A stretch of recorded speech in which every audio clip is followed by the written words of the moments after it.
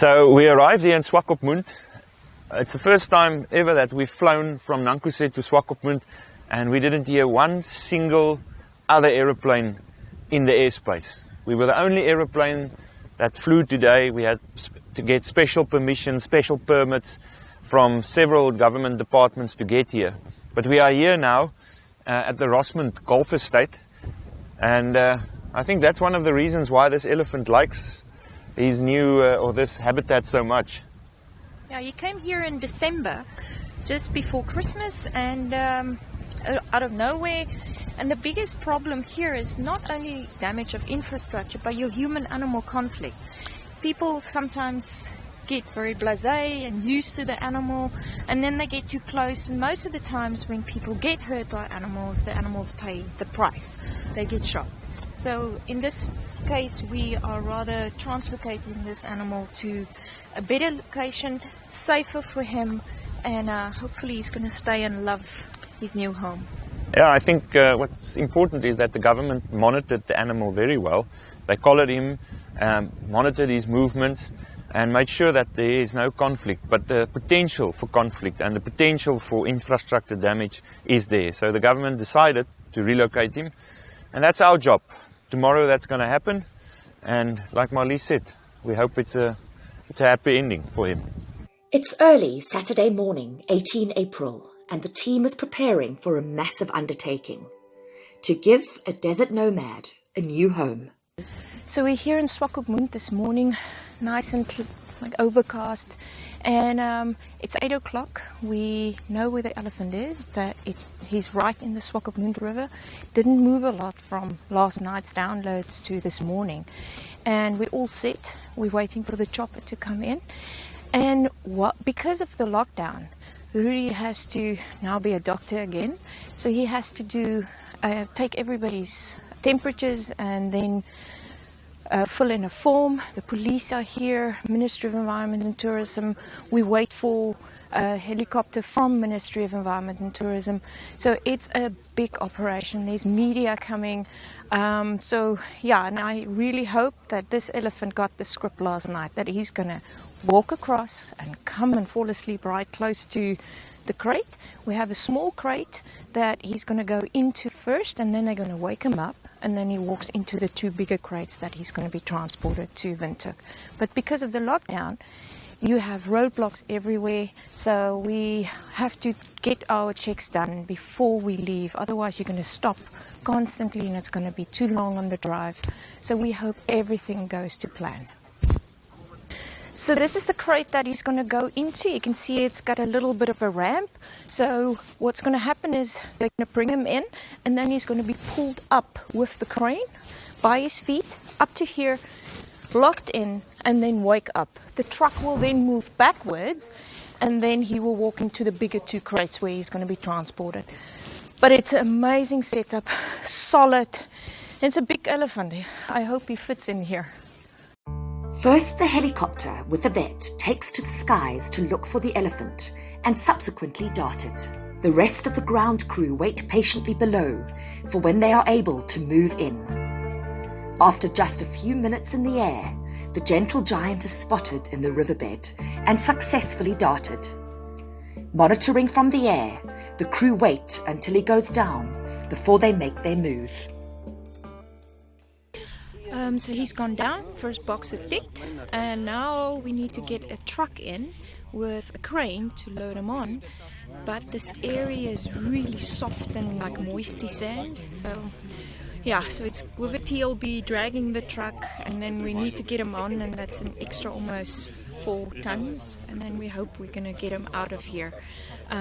But he looks very skinny to me, but if we speak to the Ministry of Environment and Tourism vet, Janine, she said the first time in December she darted him, he was even more skinnier, and he collapsed basically after they darted him, and he's dehydrated and underweight.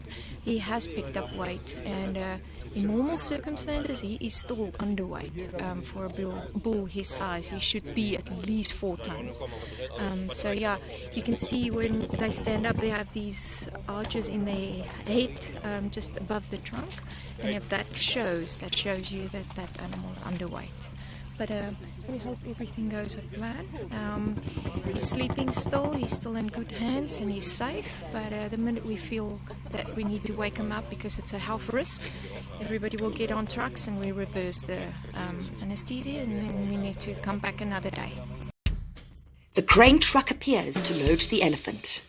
Even though this truck is much lighter than the actual transport truck, it still needs assistance from a TLB to tow it through the soft desert sands. While the truck is prepped to load the elephant, the vets inspect the elephant's GPS collar and his health, with blood samples also being taken. As soon as both parties are ready, they work together to load this 4-ton behemoth for travel to the transport truck.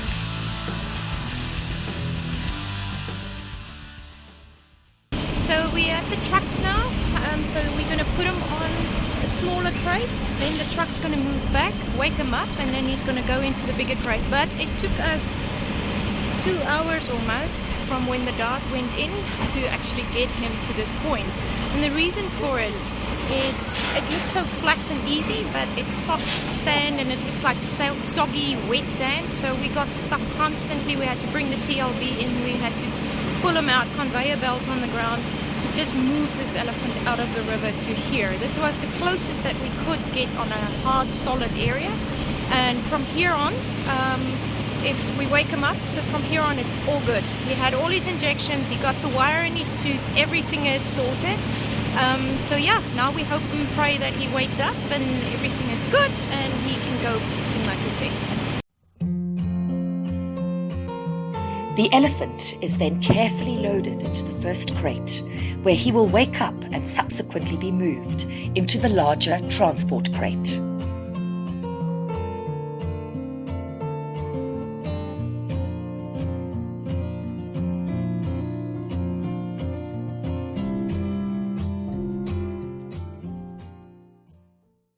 So the bull's loaded in the crates on the truck.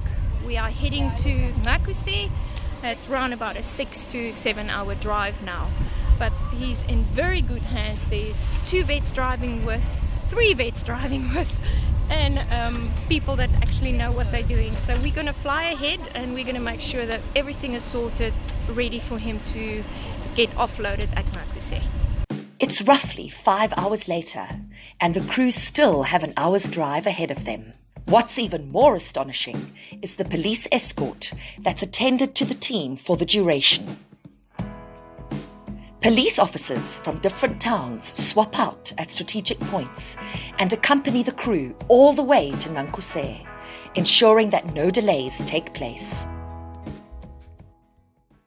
So after a drive of 6 hours to get to Zania Reserve, and with the help of the Shiloh Wildlife Sanctuary, this is the big moment. Sun is setting. We were hoping for a nice good sunset, but we hope everything goes smoothly, that he just walks out, he loves his new boma, there's enough grass, we put lucerne out, and nothing goes wrong. It's all times. With darkness stealing the last of the daylight, the crew have completed final preparations to release the elephant into a boma, where he will remain for a short time to grow accustomed to electrified fencing.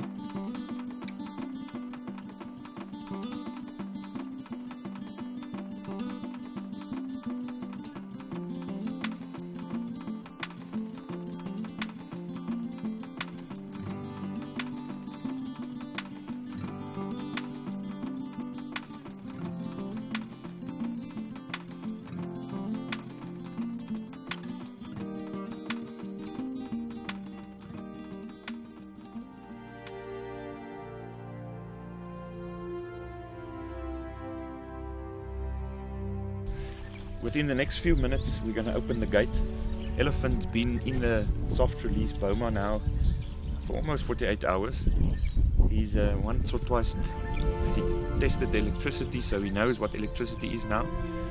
And the guys are going to open him up. He's going to come out, and then he's onto the reserve. And then we hope that he stays on the reserve.